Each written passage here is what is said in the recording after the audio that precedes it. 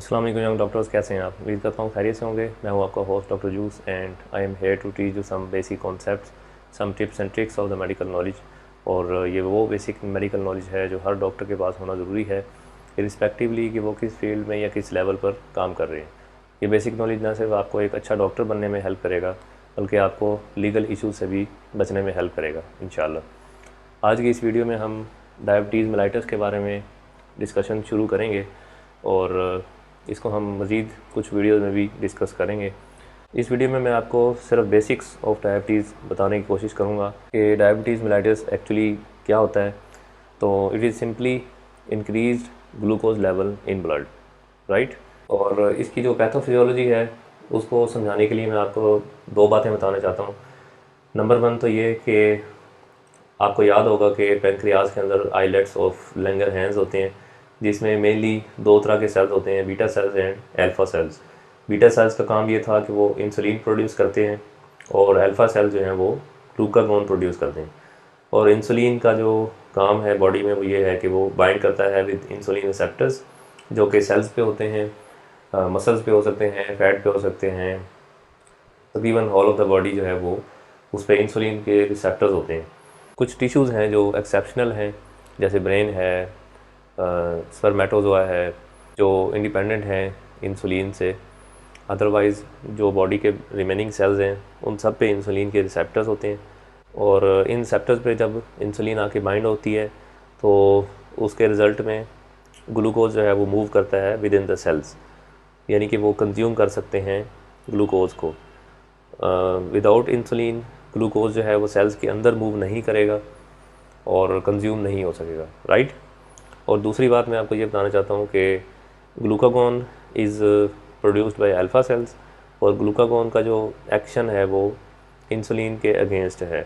Insulin की जो कोशिश है वो ये होती है कि ब्लड के अंदर ग्लूकोज का लेवल जो है वो कम से कम रहे और ग्लूकोज जो है वो सेल्स के अंदर डिलीवर हो जाए ताकि वो यूज़ हो सके। और ग्लूकागोन जो है वो उसके बिल्कुल अपोजिट काम करता है। ग्लूकागोन की कोशिश होती है कि ब्लड के अंदर जो ग्लूकोज का लेवल है वो ज़्यादा रहे और ग्लूकोज जो है वो कंज्यूम ना हो, वो ब्लड के अंदर सर्कुलेट करे, राइट। तो ये दोनों एक दूसरे के अपोजिट काम करते हैं। और ग्लूकागोन जो है वो अपना काम कैसे करता है, वो ग्लूकोनियोजेनेसिस करवाता है फ्रॉम लिवर, राइट। इंसुलिन का काम ये है कि ग्लूकोज को स्टोर करे विद इन लिवर या कंज्यूम करवाए विद इन सेल्स, राइट। और ग्लूकागोन क्या करता है कि वो रिलीज़ करवाता है ग्लूकोज को लिवर से, और दूसरे जितने भी मेटाबॉलिज्म हैं, फैट का मेटाबॉलिज्म है उसको भी ग्लूकोज में कन्वर्ट कराएगा, और जो ग्लूकोज के स्टोर्स हैं उनसे भी ग्लूकोज रिलीज़ करवा के इसका काम ये है कि वो ब्लड के अंदर ग्लूकोज का जो लेवल है उसको मेंटेन रखना या बढ़ाना, ये इसका काम है ग्लूकागोन को, राइट। इन दोनों के फंक्शन जो है वो आप जहन में रख लें ताकि आगे जो बातें होंगी वो आपको समझ में आ सकें। उसके बाद हम देखते हैं कि हम अपनी क्लिनिकल प्रैक्टिस में कॉमनली जिन टाइप से इनकाउंटर होते हैं वो टाइप 1 एंड टाइप 2 डायबिटीज़ है। इसके अलावा भी कुछ टाइप्स हैं जो कि मैं आगे चल के आपको बताऊंगा। पहले आप ये फोकस करें कि टाइप 1 और टाइप 2 डायबिटीज़ में क्या डिफरेंस है बेसिकली, राइट। टाइप 1 डायबिटीज़ जो है वो यूजली अर्ली ऑनसेट होता है और लेस दैन 20 ईयर्स के पेशेंट में प्रेजेंट हो सकती है। और साथ ही ये भी देखें कि ये 10% ऑफ द टोटल डायबिटीज़ बनाती है, यानी कि अगर आप 100 पेशेंट्स देखते हैं डायबिटीज़ के, उसमें से 10 पेशेंट्स में चांसेस हैं कि वो टाइप 1 डायबिटीज़ होगी, और उसमें से 80 to 90% पेशेंट्स में चांसेस हैं कि वो टाइप 2 डायबिटिक होंगे, राइट। यानी जो टोटल इंसिडेंस है वो टाइप 2 डायबिटीज़ का ज़्यादा है as compare to type 1 diabetes. Type 1 diabetes में होता क्या है कि जेनेटिक एबनॉर्मेलिटी की वजह से ऑटो इम्यून डिस्ट्रक्शन शुरू हो जाती है बीटा सेल्स की, जो हमने अभी डिस्कस किया, राइट। एक टर्म हम यूज़ करते हैं सेल्फ टॉलरेंस। सेल्फ टॉलरेंस का मतलब ये है कि बॉडी जो है वो रिकग्नाइज़ करती है कि ये मेरे अपने सेल्स हैं या मेरे अपने फ़ायदे की चीज़ है, तो वो उसको डिस्ट्रॉय नहीं करती, राइट। जब भी कोई फॉरेन बॉडी या फॉरेन पार्टिकल बॉडी में आएगा तो उसके ख़िलाफ़ बॉडी जो है वो एक्ट करेगी, और जो इनेट चीज़ें हैं, जो बॉडी के अंदर की चीज़ें हैं, उनके ख़िलाफ़ बॉडी जो है वो ये वाला एक्शन नहीं करती। इस चीज़ को हम सेल्फ टॉलरेंस बोलते हैं।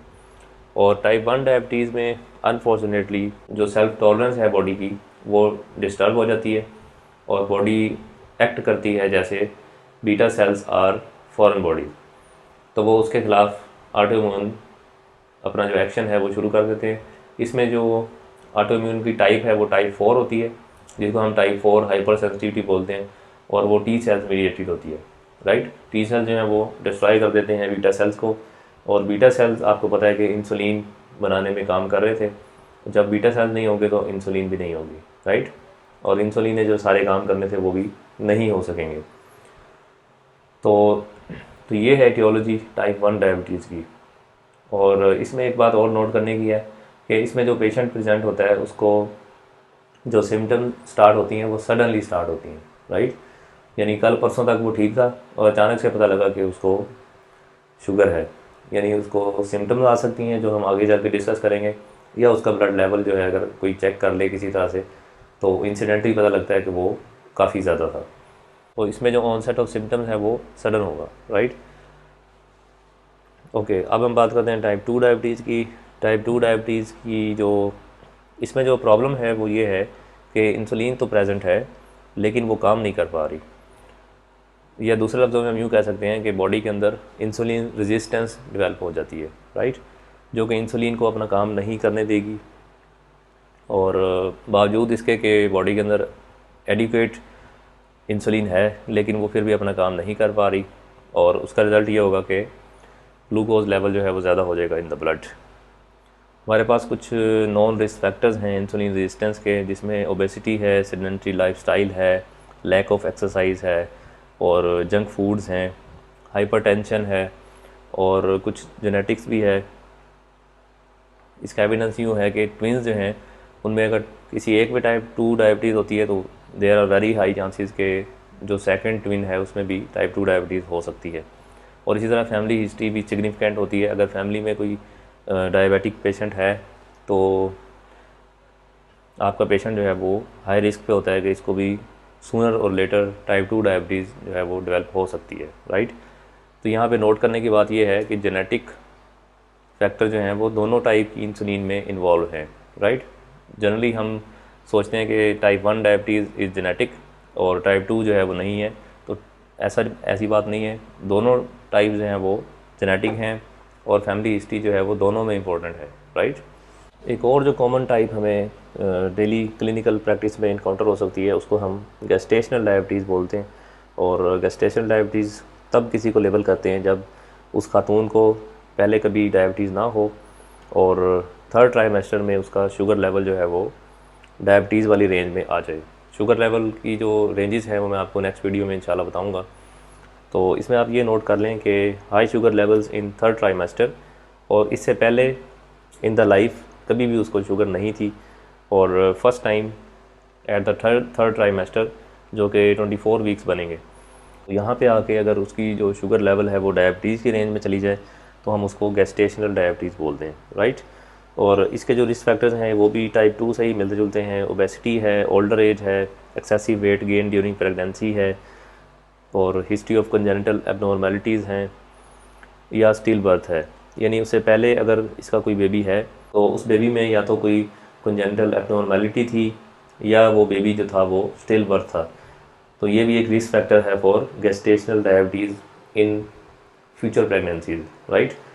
और इसी तरह अगर फैमिली हिस्ट्री है डायबिटीज़ की या फैमिली हिस्ट्री है फॉर गेस्टेशनल डायबिटीज़ की, तो ये भी एक रिस्क फैक्टर है for gestational diabetes.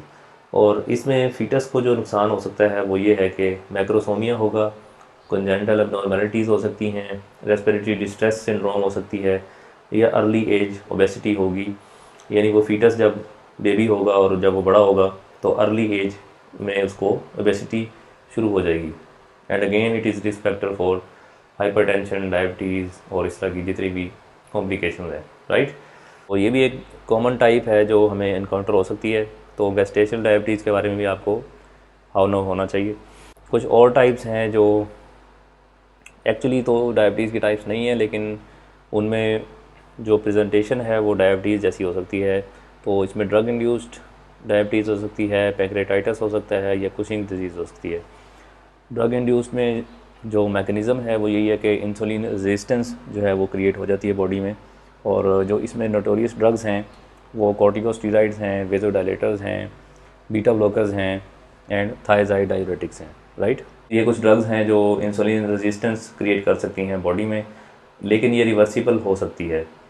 Most of the cases ये रिवर्सिबल होती है। अगर आप ड्रग को चेंज कर दें तो ये जो रेजिस्टेंस डेवलप हो रही थी ये रिवर्स हो सकती है, राइट। इसी तरह पैंक्रेटाइटिस जो है वो, क्योंकि पैंक्रियाज का रोल है कि वो इंसुलिन और ग्लूकागोन को बैलेंस में रखे, जब पैंक्रेटाइटिस होगा यानी कि पैंक्रियाज का इन्फेक्शन होगा तो हो सकता है कि इस बैलेंस में डिस्टर्बेंस आ जाए और उसकी जो शुगर लेवल है वो अनकंट्रोल हो जाए। इस तरह कुशिंग डिजीज़ जो है उसमें हार्मोनल इम्बैलेंस हो जाता है। उसमें जो कैटेकोलोमीन्स हैं और जो सिंपैथेटिक ड्राइव वाले हार्मोन्स हैं वो ज़्यादा हो जाते हैं बॉडी में, और उनका भी रोल जो है वो ग्लूकागोन जैसा ही है, राइट। यानी कोर्टिसोल और जो कैटेकोलोमीन्स हैं उनका रोल भी ग्लूकागोन जैसा है, यानी इंसुलिन के अगेंस्ट है। तो कुशिंग डिजीज़ में भी हो सकता है कि डायबिटीज़ वाली पिक्चर डेवलप हो जाए। तो ये थी एक ब्रीफ सी डिस्कशन के डायबिटीज़ बेसिकली क्या चीज़ है और कौन सी जो कॉमन टाइप्स हैं जिनके बारे में हमें पता होना चाहिए और जो हम क्लिनिकली एनकाउंटर कर सकते हैं। नेक्स्ट वीडियो में हम इंशाल्लाह डिस्कस करेंगे कि डायबिटीज़ को कैसे डायग्नोज किया जा सकता है, और फिर आगे चल के हम देखेंगे कि what are the complications of diabetes, right. I hope आपको इस वीडियो से फ़ायदा हुआ होगा। इसको लाइक एंड शेयर कर दीजिएगा ताकि दूसरे लोगों तक पहुँच सके। चैनल को सब्सक्राइब कर लीजिएगा ताकि नए आने वाली वीडियोज़ आप तक पहुँच सकें। Till the next video, I am doctor juice. अल्लाह हाफिज़।